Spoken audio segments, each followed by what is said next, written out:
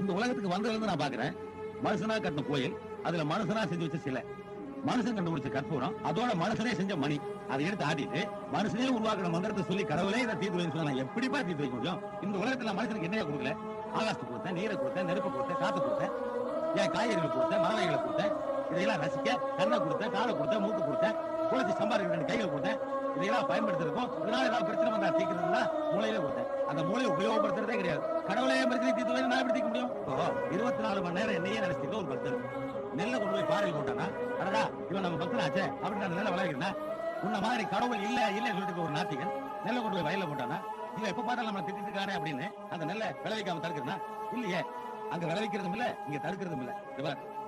கடவுள் மனுஷனுக்கு பிரச்சனை உண்டாக்குறதும் இல்ல, மனுஷனால உண்டான பிரச்சனையை கடவுள் வந்து தீர்க்கிறதும் இல்ல. இவன் பிரச்சனை இவனே தீர்த்தானா? கடவுளுக்கே வேலையில ராஜா. அப்புறம் சும்மா நடக்கிற கோயில பாலிடெக்னிக் காலேஜில் மாத்தி படிக்க வச்சா அறிவாளியாவது உருவா